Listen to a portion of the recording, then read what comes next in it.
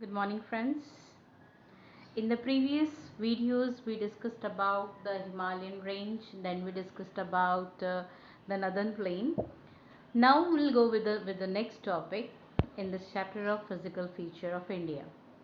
We discussed about the Great Northern Mountain. We discussed the northern plain. Now we'll talk to the Peninsula Plateau in this video. Children, just create your interest to know about plateau. When we are talking about the plateau, so what comes in our mind?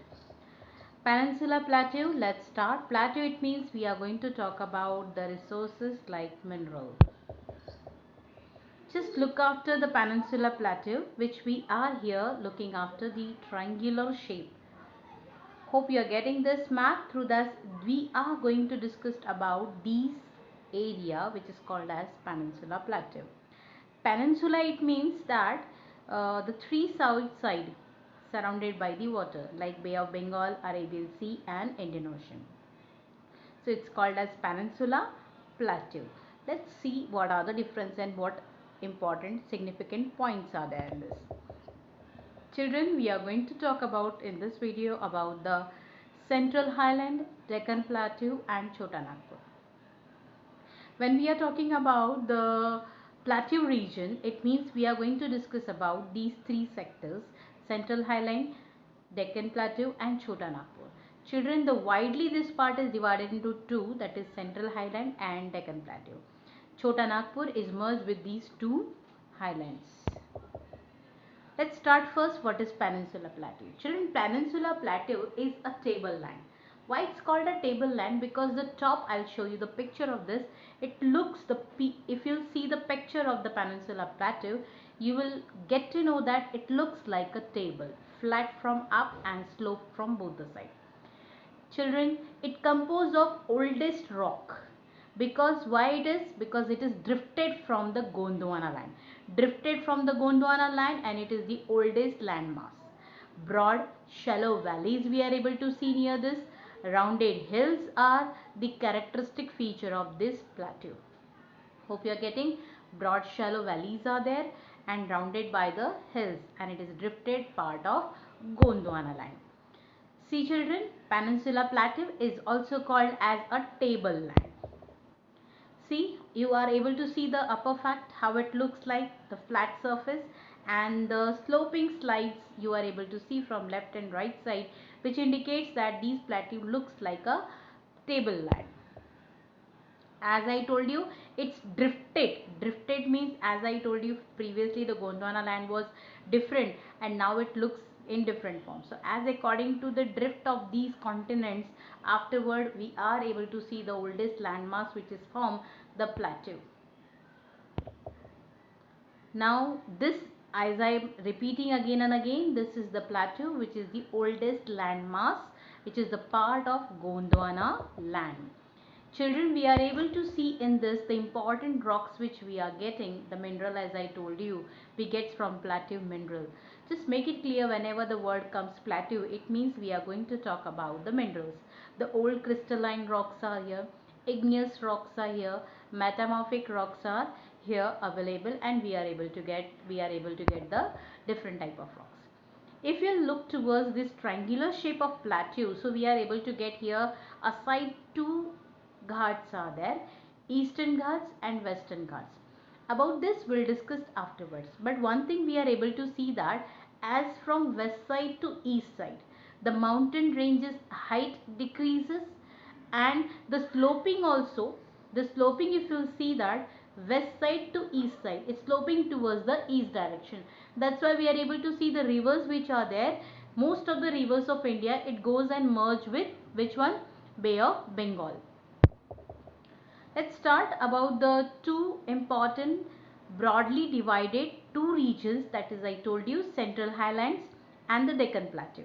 Children, Central Highland, just make it clear and just be here what I am saying. Where it lies in the north of Narmada river. It covers the major portion of Malwa Plateau. So remember, it covers the major portion of Malwa Plateau.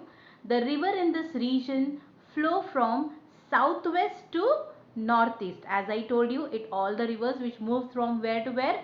West to east. So southwest to north, east direction, getting, which indicates the slope of this region. It is wider in the west and narrow in the east. Here we are able to see the extension of Bundelkhand, Baghelkhand. These are the mark of eastward extension of this plateau. The plateau further extend eastward into the Chota Nagpur. The previous video only we discussed three central highlands were there. Central Highland, Deccan Plateau, and one more I told you about the Chota Nagpur. So Chota Nagpur, it's further extended and merged with what? Central Highland. Next we'll look after the Deccan Plateau. Deccan Plateau lies to the south of Narmada River. How it looks? It looks in a triangular shape. Satpura range makes its northern part. The Mahadev, the Kaimur Hill, Michael range make it eastern part.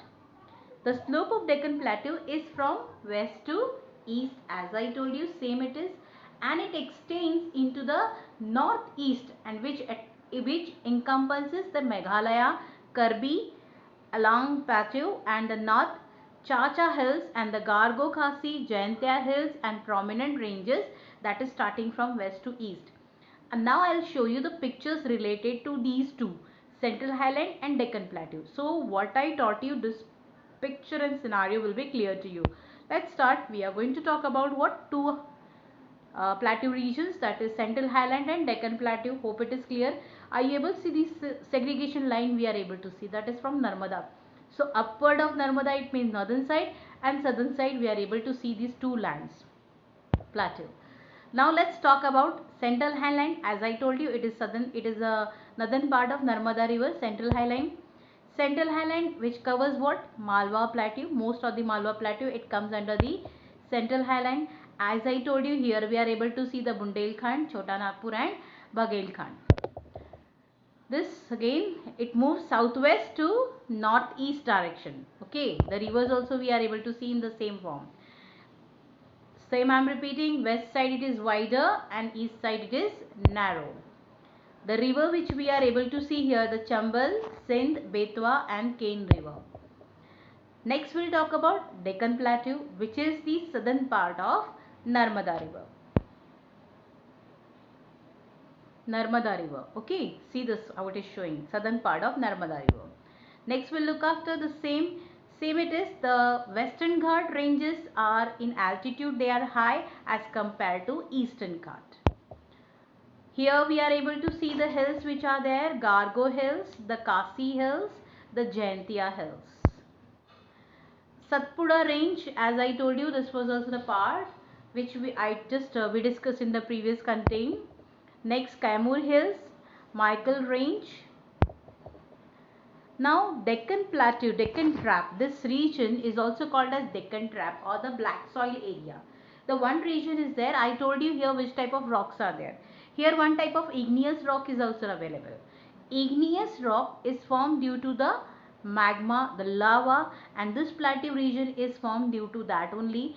So here we are able to see here the soils which are there, mostly the more percentage is there of black soil.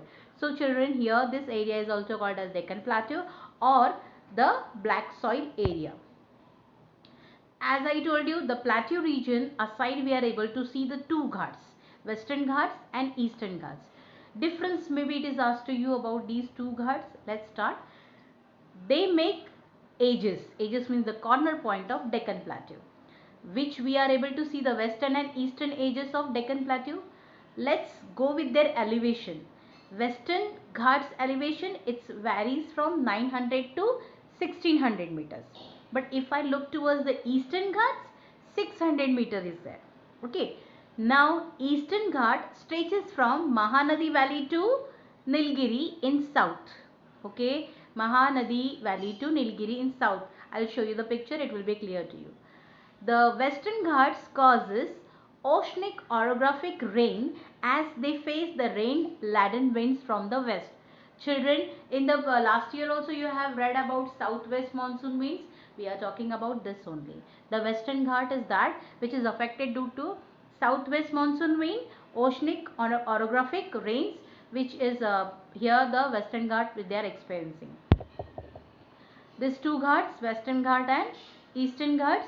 Now what we discussed, just go through with the pictures, you will get it and it will be very clear to you.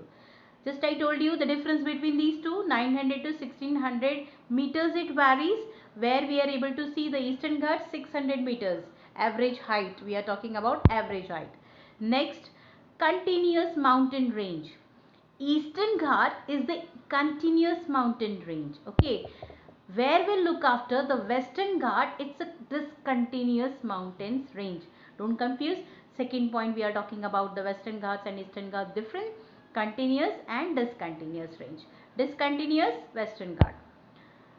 Here I told you from Mahanadi to Nilgiri, the Eastern Ghat which stretches up. Western Ghat, Anayamudi and Dodabeta. Highest peak which is here, that is Mahendragiri.